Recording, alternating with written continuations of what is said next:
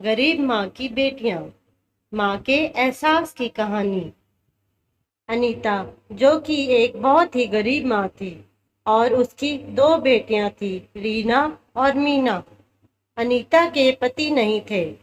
माँ ने गरीबी में जैसे तैसे अपनी बेटियों को पाल पोस कर बड़ा किया, और दोनों बेटियों ने पढ़ लिख कर 12वीं की कक्षा पास की। इसके बाद दोनों को स्कॉलरशिप मिली। स्कॉलरशिप देख उछलते हुए दोनों बहनें अपनी माँ से कहती हैं, माँ, ये देखो, हम दोनों बहनों को स्कॉलरशिप मिली है। तुम्हारी बेटियों ने कर दिखाया। ऐसा क्या किया है जो तुम इतना उछल रही हो? क्या है ये स्कॉलरशिप? इससे हमें गवर्नमेंट की तरफ से पैसे मिलेंगे, और हम दोनों बहनें शहर जाकर आगे की पढ़ाई पूरी करेंगे।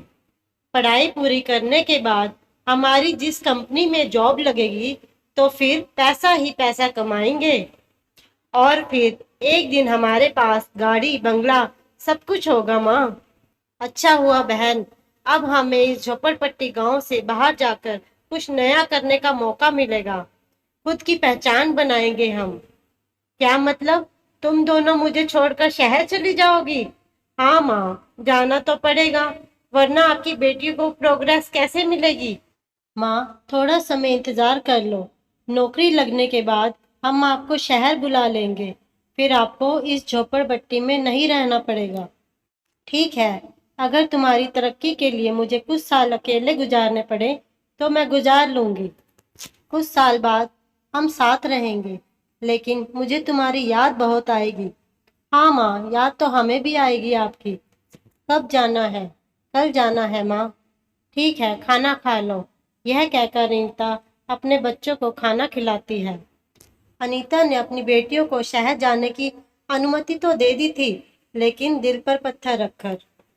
वह अपनी बेटियों को अपने से दूर नहीं करना चाहती थी, और ना ही उनकी खुशियों में रोड़ा बनना चाहती थी। अगले दिन बेटियां अपना सामान बांध लेती हैं, और वह जाने वाली होती है कि अनीता रोते हुए कहती है, यूं ही अपनी माँ के गले लगे बिना चली जाओगी? याद आएगी मुझे तुम्हारी।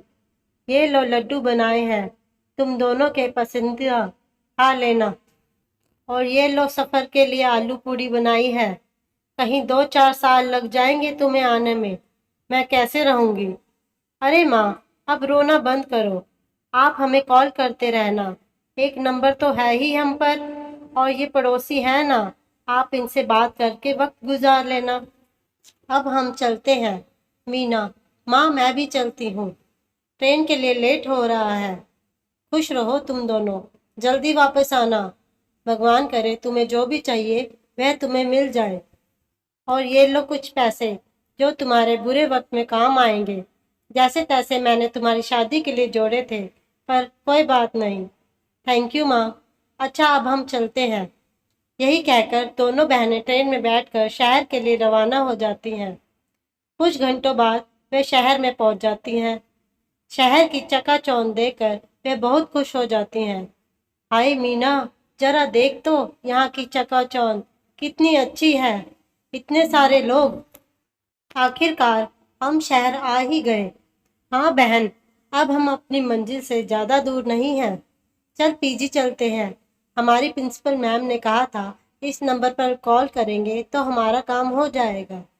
इसके बाद रीना और मीना उस नंबर पर कॉल करते हैं, जिससे उन्हें पीजी में रूम मिल जाता है, और वो अपनी पढ़ाई भी शुरू कर देती हैं।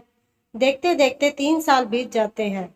पढ़ाई पूरे करते ही अब उनकी नौकरी लग गई थी, जिससे शहर की चकाचौंध ने उनके तरीकों को बदल दिया था।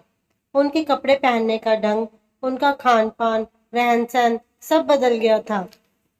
इस बीच दोनों बहनों ने अपनी माँ को फोन करना जरूरी भी नहीं समझा। माँ बेचारी उनका नंबर लेकर डाकघर जाकर अपनी बेटियों को फोन करती हैं, मगर दोनों में से कोई भी उसका फोन नहीं उठाती। अनीता अकेली और बूढ़ी होकर दूसरों के घर जाकर झाड़ू पोछा करके अपना पेट पालती है। दूसरी तरफ लड़कियां छोटे कपड़े पहनकर डिस्को वगैरह जाती हैं। दिल डिस्को डिस्को बोले सारी रात सजना, गाना भी गाती हैं। वैसे मीना, शहर में बहुत मजा आ रहा है। अरे माँ का फोन आ रहा है, बात करेगी क्या? नहीं, मुझे कोई बात नहीं करनी। अभी तो तू डिस्को एंजॉय कर। दोनों बहनें 3 साल से ऐसे ही अपनी माँ को नजरअंदाज कर रही थी। वहां गांव में अनीता बुखार में थी और फिर लोगों के घर साफ सफाई करके अपना गुजारा कर रही थी। एक बार अनीता बेहोश हो गई तो आस पड़ोस के लोगों ने उसका ख्याल रखा। कुछ देर बाद वह होश में आई तो पड़ोसन बोली, आ गई तुम होश में। ना जाने कैसी है तेरी दोनों बेटियां और शहर में क्या गुल खिला रही होंगी। ये नहीं कि एक बार अपनी माँ के बारे में भी पूछ लें। अनीता कहती, हो सकता है अपनी नौकरी में व्यस्त हो। मेरी बेटियां मुझे नहीं भूल सकती, मुझसे बहुत प्यार करती हैं। जभी तो 3 साल से तुझसे बात भी नहीं करी। तेरा बेटा भी उसी शहर में गया है ना जहाँ मेरी बेटियां गई हैं। जरा राकेश से बात करा। तभी वहां राकेश आ जाता है और अनीता के पैर छूता है। उनसे बात करने पर राकेश उनकी बेटियों का एड्रेस दे देता है। अनीता को अपनी बेटियों से मिलने की तलब थी और वह राकेश से एड्रेस लेकर शहर चली जाती है और अपनी बेटियों को ढूंढने लगती है। इतने बड़े शहर में मैं अपनी बेटियों को कैसे ढूंढूंगी? भाई साहब, जरा ये एड्रेस बताना कहाँ है? अरे, रिक्शा वालों को बताओ, 10 रुपए में छोड़ देगा। शुक्रिया भाई जी। अनीता रिक्शा में बैठकर उसी एड्रेस पर पहुंच जाती है जहां शाम के समय उसकी दोनों बेटियां छोटे छोटे कपड़े पहनकर अपनी सहेलियों के साथ दिखती हैं। और फिर आवाज आती है, अरे रीना, मीना, बेटा रुको, देखो तुम्हारी माँ आ गई। रीना, मीना, रुको बेटा। दोनों बहनें आपस में बोलती हैं, अरे माँ कैसे पहुंच गई? बात मत करना उनसे, वरना सहेलियों के सामने बेइज्जती हो जाएगी। Okay okay. हाय, तुम दोनों कितना बदल गई हो बेटा। इतने सालों से फोन क्यों नहीं किया? पता है कितनी चिंता हो रही थी मुझे तुम्हारी। अरे बुढ़िया आंटी। रीना, मीना, ये तुम्हारी माँ है क्या? कितनी गरीब है। अरे नहीं, ये हमारी कोई माँ नहीं है। ये गरीब भला हमारी माँ कैसे हो सकती है? चलिए हटिए, दूर हो जाइए। मीना बेटी, ये क्या कह रही हो? मैं तुम्हारी माँ हूँ। बड़ी मुश्किल से मैं तुम तक पहुँची हूँ। ऐसे मत बोलो बेटा। अपनी माँ को नज़रअंदाज करके वे आगे बढ़ जाती हैं। अपनी सहेलियों के जाने के बाद अपनी सड़क पर सोती हुई माँ को अपने घर ले जाती हैं और कहती हैं, आपको क्या ज़रूरत थी वहाँ कहने की हम आपकी बेटी हैं? आपकी वजह से आज हमारी सहेलियों के सामने हमारी बेइज्जती हो जाती कि हमारी माँ इतनी गरीब है, मजबूरन हमें ऐसा करना पड़ा। मैंने पढ़ाई और नौकरी के लिए तुम्हें भेजा था, ये तुमने क्या हुलिया बना रखा है अपना। ओह गॉड माँ, इसे फैशन बोलते हैं और ये बहुत कॉमन है ऐसे शहरों में।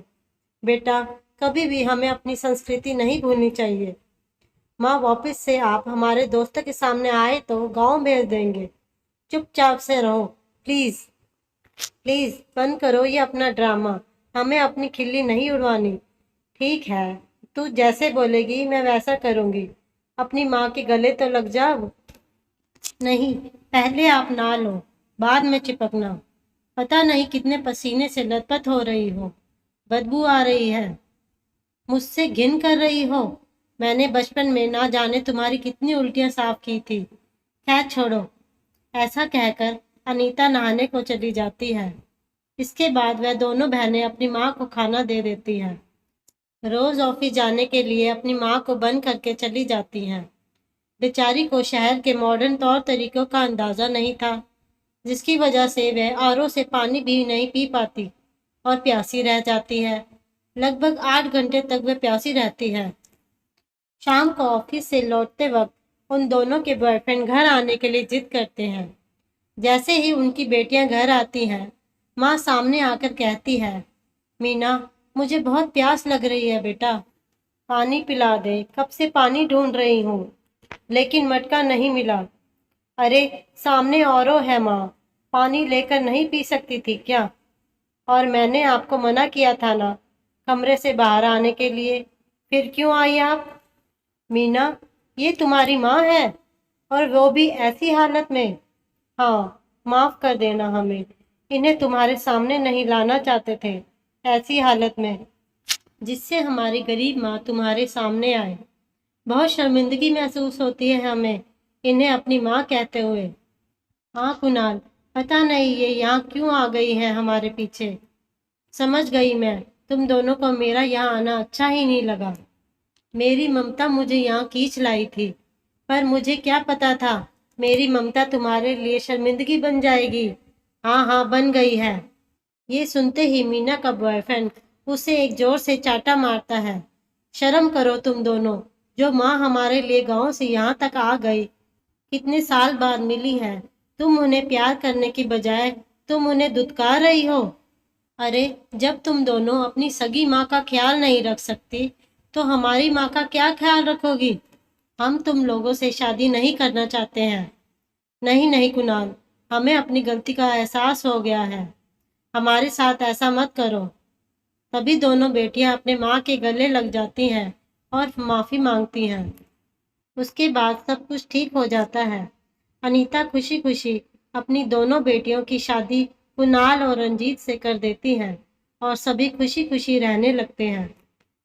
हमें अपने माता पिता की इज्जत करनी चाहिए। दोस्तों, आपको हमारी कहानी कैसी लगी कमेंट बॉक्स में ज़रूर बताएं और हमारे चैनल को लाइक एंड सब्सक्राइब करें।